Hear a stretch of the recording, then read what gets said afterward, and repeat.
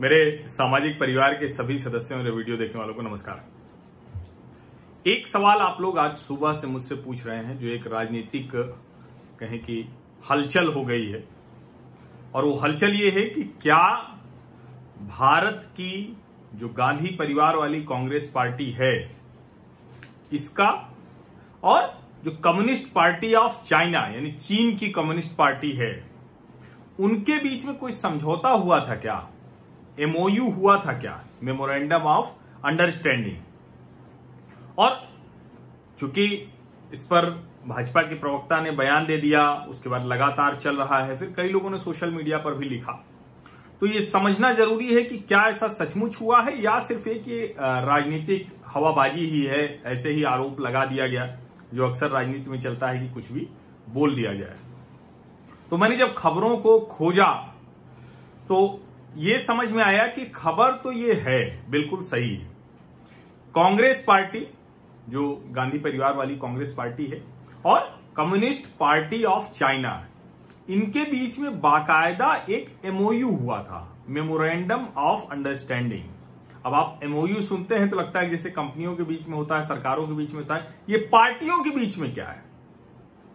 ये खबर जो है वो 2008 की खबर है, अगस्त 2008 में ये समझौता हुआ। और कमाल की बात यह है कि उस समय शी जिनपिंग वो सत्ता में नंबर 2 थे।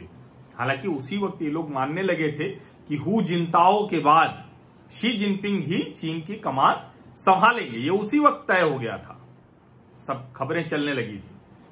लेकिन उस वक्त वो नंबर 2 थे चीन के उपराष्ट्रपति के तौर पर। और जो समझौता हुआ था उसमें जो इंटरनेशनल डिपार्टमेंट के मंत्री, सीपीसी के, कम्युनिस्ट पार्टी ऑफ चाइना के जो इंटरनेशनल डिपार्टमेंट के मंत्री थे, उन्होंने और राहुल गांधी ने दस्तखत किया था। तो दस्तखत इन लोगों ने किया था और जो वहां दोनों नेता मौजूद थे वो थी श्रीमती सोनिया गांधी जी और शी जिनपिंग। इसके अलावा और नेतागण रहे होंगे। तो ये 2008 की खबर है। और जब उस खबर में हम डिटेल में जाते हैं तो उसमें यह है कि यूथ डेवलपमेंट से लेके अलग अलग फ्रंट पर दोनों पार्टियां एक दूसरे से बातचीत करेंगी, एक दूसरे को जानकारियां साझा करेंगी, एक दूसरे से सीखेंगी, एक दूसरे को सिखाएंगी। कुछ इस तरह का वो समझौता था। उसमें उस वक्त ओलंपिक्स को लेकर और बहुत तारीफ सोनिया गांधी ने की थी। जाहिर है ये सब बहुत सामान्य सा घटनाक्रम है, लेकिन वो कितनी महत्वपूर्ण विजिट थी, वो कितना महत्वपूर्ण वो एमओयू साइनिंग था कि वहां की जो आधिकारिक सीसीटीवी चैनल है, जो स्टेट टेलीविजन है, स्टेट ब्रॉडकास्टर है, जैसे अपने यहां दूरदर्शन है, उस पर वो बाकायदा दिखाया गया कि शी जिनपिंग और सोनिया गांधी जी के बीच में 30 मिनट मीटिंग चली है, 30 मिनट की बैठक। और उसे इस तरह से देखा गया कि पहली बार भारत की कम्युनिस्ट पार्टियों के, तो दुनिया भर की कम्युनिस्ट पार्टियों से समझौते होते हैं, वो एक दूसरे के एक्सचेंज प्रोग्राम चलाते हैं, एक दूसरे से क्या क्या साझा करते हैं वो ईश्वर जाने। क्योंकि अभी सोचिए कि इतना कुछ हो गया इस महामारी और चीन से युद्ध जैसे हालात में, कम्युनिस्ट पार्टी ऑफ इंडिया और सीपीएम को वो प्रदर्शन करने को तो मौका मिल गया भारत की सरकार के खिलाफ, लेकिन चीन के खिलाफ कोई प्रदर्शन नहीं हुआ है, चीन के खिलाफ कोई बयान नहीं आया है। और कमाल देखिए कि इस वक्त जो नेता विपक्ष हैं अधीर रंजन चौधरी, उन्होंने एक ट्वीट किया था चीन के खिलाफ, बड़ा आक्रामक ट्वीट था, और बाद में उनको दबाव में वापस लेना पड़ा। अब 2008 में कांग्रेस पार्टी और कम्युनिस्ट पार्टी ऑफ चाइना के बीच में कौन सा समझौता हुआ था? क्योंकि पार्टियों के बीच में एक दूसरे को समझना, एक दूसरे के यहां एक्सचेंज प्रोग्राम, ये तो एक नियमित हिस्सा है, हर देश का होता है। जब से भारत आजाद हुआ 1947 के बाद से सारी सरकारें दूसरी जगहों पर जाती रहती हैं, उनकी पार्टी की यूथ विंग के लोग जाते हैं, हर सरकार में जाते हैं। इस मोदी सरकार में भी जा रहे हैं, चीन से खूब अच्छे रिश्ते बनाने की कोशिश हुई, भाजपा के भी खूब नेता गए, कई प्रतिनिधिमंडल गए, सांसदों विधायकों के, पार्टी के लोगों के, वो सब होता है। लेकिन ये उसमें लिखा हुआ है उस खबर में जो सैबल दास गुप्ता ने बीजिंग डेटलाइन से की है अगस्त 2008 में, टाइम्स ऑफ इंडिया की खबर है कि rare and crucial MOU. Rare इसलिए कि ये अपने आप में चौंकाने वाली घटना थी कि कांग्रेस कोई कम्युनिस्ट पार्टी तो थी नहीं, फिर कम्युनिस्ट पार्टी ऑफ चाइना के साथ क्यों ऐसा समझौता किया। तो समझौता हुआ था, बाकायदा राहुल गांधी ने दस्तखत किए थे, सोनिया गांधी जी उपस्थित थी, शी जिनपिंग उस वक्त नंबर 2 नेता थे, वो भी उपस्थित थे, वहां के सीसीटीवी पर इसको दिखाया गया था। अब आप आगे आइए, यही शी जिनपिंग ये 2012 में वहां के सेंट्रल मिलिट्री कमीशन के चेयरमैन हो गए और 2013 मार्च राष्ट्रपति हो गए, नंबर 1 हो गए पूरी तरह से। और 2012 और 13 में ही लद्दाख में पीएलए चीनी सेनाओं ने अतिक्रमण किया, वो हमारी सीमाओं के अंदर घुस आए और जमीन कब्जा ली। वो जमीन अभी भी उन्होंने कब्जा रखी है, ये तथ्य है। और खबरें आई थी, जो आईएनएस जो एजेंसी है आईएएनएस, उसने डाला था कि 2013 में पूर्व विदेश सचिव श्याम शरण ने आकर बताया था, लेकिन उस पर उसको यूपीए की सरकार ने डिस्क्लोज नहीं किया। ये ऐसी खबरें ढेर सारी हैं। और उससे आगे बढ़े तो 2017 में जब डोकलाम हुआ तो राहुल गांधी उस वक्त चीन के जो एम्बेसडर थे उनके साथ मुलाकात कर रहे थे। अब ये बड़ा विचित्र सा सवाल है, और ये सवाल नहीं, ये सीधे सीधे देश विरोधी जैसी हरकत है कि आप जब आपका देश दूसरे देश के साथ एकदम आमने सामने सेनाएं खड़ी हुई हैं, नाना प्रकार के दबाव बन रहे हैं, उस वक्त विपक्षी पार्टी के नेता के तौर पर आप जो विरोधी देश है, दुश्मन देश है उस समय, उसके साथ उसके राजनयिक के साथ बैठक कर रहे होते हैं। अब इसीलिए सब कई बार ये खबरें आती हैं तो समझ में नहीं आता कि इन खबरों के मायने किस तरह से निकाले जाने चाहिए। और दो पार्टियों के बीच में संबंध अच्छा हो, दो देशों के बीच में संबंध अच्छा हो, ये सब बहुत अच्छा है, लेकिन ये सब तो तब अच्छा है ना जब संबंध अच्छा हो। जब संबंध अच्छा नहीं है तब कैसे आप राजनयिक से मिल सकते हैं। और पहले तो उसको स्वीकारा ही नहीं, बाद में सामने आ गई सच्चाई तो स्वीकारना पड़ा। और अब वही राहुल गांधी फिर से नए नए सवाल खड़े कर रहे हैं। उन्होंने सवाल खड़ा कर दिया कि सेना को बिना हथियार के क्यों भेज दिया गया। तो विदेश मंत्री एस जयशंकर ने उसका जवाब दिया है कि सेना बिना हथियार के नहीं होती है, लेकिन एलएसी के दोनों तरफ 3 किलोमीटर तक किसी भी विवाद की स्थिति में हथियारों का इस्तेमाल नहीं करने का समझौता भारत और चीन के बीच में है, और ये पहले की सरकारों ने किया है। इसमें कोई बुराई भी नहीं है, अगर ये बहुत अच्छी बात है, और ये कभी नहीं होना चाहिए कि दो देशों के बीच में गोलियां चलें, सैनिकों की जान चली जाए।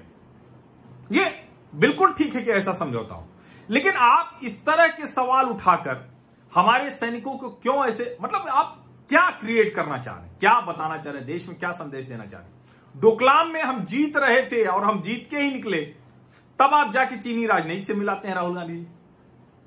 आखिर कम्युनिस्ट पार्टी ऑफ चाइना और कांग्रेस पार्टी के बीच में क्या समझौता था, कौन किस तरह से आगे बढ़ने की बात थी। कमाल देखिए कि अभी जो नेपाल की कम्युनिस्ट पार्टी है, जिसके नेता केपी ओली है, उन्होंने भी पिछले वर्ष 2019 में ही कम्युनिस्ट पार्टी ऑफ चाइना से लगभग उसी तरह का एक समझौता किया है, एमओयू किया है। हालांकि उसमें तो sharing ideology, sharing communist vision, ये सब डाला हुआ है। कांग्रेस वाले में शायद ये नहीं रहा होगा, लेकिन केपी ओली भी उस समझौते के बाद, जब से भारत एक तरह से कहें कि पहले जो उनके संबंध थे, बातचीत थे, उसका तरीका दूसरा होता था, और जब 2019 में चीन के साथ वो समझौता कर लिया तो उसके बाद सुर बदल गए, और अब तो उन्होंने एक मनगढ़ंत नक्शा डाल दिया है। मैंने आपको विस्तार से बताया था कि नेपाल भारत के उत्तराखंड के पिथौरागढ़ के उन गांवों को बता रहा है जहां के गांवों के आईएएस आईपीएस सब भारतीय जो कहें कि प्रशासनिक सेवाओं में बड़े पदों पर हैं, उन गांवों को अपना हिस्सा बता रहा है काली नदी के पार, और उसको काली नदी को लाइन मानते हुए। तो ये जो सब हो रहा है इसमें कई बार चीजें गड्ढमड्ढ सी होती दिखने, लेकिन स्पष्टता से समझिए, भारत चीन हो या किसी के साथ भी बड़े अच्छे संबंध चाहता है, लेकिन वो संबंध बराबरी पर पूरे सम्मान के साथ होंगे। अगर communist party of China Congress का समझौता हो तो इसमें कोई दिक्कत नहीं, लेकिन विवाद के वक्त, युद्ध जैसे हालात में चीन के कहें कि राजदूत से मिलना, चीन के राजनयिकों के साथ आप बातचीत करते हैं, जो चीन हमारी सीमा में घुसा चला आता है, अपनी सत्ता रहने पे शांत रहते हैं, ठीक है, मान लिया कि डिप्लोमेटिक तरीके से आप हल करना चाहते थे, अच्छा है। और इस वक्त आप जब भारतीय सेनाएं मुंहतोड़ जवाब दे रही हैं, हर तरह से भारतीय जो नेतृत्व है, राजनीतिक नेतृत्व है, वो मजबूती से बात कर रहा है, उस वक्त आप इस तरह के सवाल खड़े करते हैं। तो ये समझने की जरूरत है, अधीर रंजन चौधरी ने ट्वीट क्यों डिलीट कर दिया लिखने के बाद, या कुल मिलाकर कहें कि जब देश को जरूरत होती है कि पूरे जितना भी राजनीतिक दल हैं, जो भी है भारतीय, वो सब एक साथ खड़ा दिखे, तो उस वक्त ये बिखराव क्यों दिखता है? ये सब ऐसे सवाल हैं जो झकझोरते हैं, जो परेशान करते हैं। लेकिन सबके बाद ये है कि नेपाल अपनी हरकत करेगा, पाकिस्तान अपनी हरकत करेगा, अपने देश में इस तरह की हरकतें होती हुई दिखती हैं, उससे अगर अप्रत्यक्ष लाभ भी दूसरों को होता है, दुश्मन देशों को होता है, तो ये बहुत बहुत बुरी बात है, बहुत खराब लगने वाली बात है। हालांकि एक बात मैं आपको बता दूं कि भारत तो इस बार चीन को छोड़ने वाला नहीं है। अभी आपने वो खबरें देखी ली होंगी, पढ़ी ली होंगी कि कॉन्ट्रैक्ट रद्द किए जा रहे हैं, बहुत सी चीजें, और मैं बार बार कह रहा हूं कि आप दबाव बनाए रखिए, लेकिन निरुत्साहित मत होइएगा। आप पूरे भरोसे के साथ, दम के साथ वो बोलिए, चीन की ऐसी की तैसी, और उसकी ऐसी की तैसी हो रही है। मैंने आपको जो बताया, उसके यहां जो उसके स्टेट मीडिया है, उनके पेपर हैं, उनके ब्रॉडकास्टर हैं, सब बौखलाए हुए हैं। चीन के अंदर बहस चल पड़ी है कि क्या वो चीन नहीं रहा क्या अब, क्योंकि 62 से 2020 बहुत बदल गया है। अब बड़े बड़े लोग बता रहे हैं हमारी कंपनियों में इन्वेस्टमेंट है। अरे भाई, इन्वेस्टमेंट है तो रहे ना, क्या फर्क पड़ जाएगा उससे? मेजॉरिटी स्टेक भारतीयों के पास है, हम उसका तरीका निकाल सकते हैं। तो इसलिए इसको लेकर बहुत चिंता करने की बात नहीं है। और नेपाल में चीन के खिलाफ प्रदर्शन हो रहा है, ये भी एक खबर है। नेपाल में चीन के खिलाफ वो जो उसने भारत की सीमाओं पर अतिक्रमण करने की कोशिश की है, जो भारतीय सैनिकों पर हमला किया धोखे से, उस सब के खिलाफ प्रदर्शन हो रहे हैं। ये भी ध्यान में रखने वाली बात है। इसीलिए मैं कहता हूं कि भारत और नेपाल का रिश्ता एकदम अलग है, उसको थोड़ा अलग तरीके से देखना चाहिए। अभी वहां कम्युनिस्ट नेता ओली का शासन है, उसको तो हमें दुरुस्त करना पड़ेगा। और आप यकीन मानिए कि हम भारतीय जिस तरह से सोच रहे हैं, जो कर रहे हैं, एक झटके में नहीं हो जाएगा शायद, लेकिन एक एक कदम चलते हुए हम चीन को ध्वस्त करेंगे। इस बार उसको समझ में आएगा कि पाला किससे पड़ा है। इस बार उसको समझ में आएगा कि भारत जो है, हम तो देखिए, हम तो भगवान राम वाले देश हैं। यहां तो हनुमान जी को अपनी शक्ति का, अपने बल का पता ही नहीं था। जब जामवंत बोले का चुप साध रहा बल नवाना, तो का चुप साध रहा बलवाना, तो जाग गए, वो उड़ के पहुंच गए लंका। तो ये हम तो उस देश के लोग हैं, तो खुद भी जागते रहिए, साथ वाले को भी जगाते रहिए। और अगर हम जागते रहेंगे तो चीन की नींद हराम कर देंगे। निश्चिंत रहिए, पक्का समझिए, इसमें कोई जरा सा भी डरने की जरूरत नहीं है। और ये पार्टियां समझौते करती रहें, कोई कुछ भी करता रहे, देशवासी अगर मजबूत हैं तो कोई भी आंच नहीं आने पाएगी देश की संप्रभुता पर, सीमा की सुरक्षा पर। और अच्छी बात है कि देश का राजनीतिक नेतृत्व चौकन्ना है। सेनाएं तो हमेशा चौकन्नी रहती हैं, भारतीय सेनाओं ने तो कभी कोई कमजोरी दिखाई ही नहीं। कमजोरी हमेशा राजनीतिक नेतृत्व की होती है। और फिलहाल अच्छी बात है कि इस समय राजनीतिक नेतृत्व तो बहुत मजबूत दिख रहा है, फैसले लेता हुआ दिख रहा है, कड़े निर्णय लेता हुआ दिख रहा है। बहुत बहुत धन्यवाद। ये बात चूंकि आप लोग सुबह से पूछ रहे थे, तो कई लोग मैसेज में पूछ चुके थे, तो मैंने कहा इस पर स्पष्टता, जो खबर है वो मैं आपको बता दूं।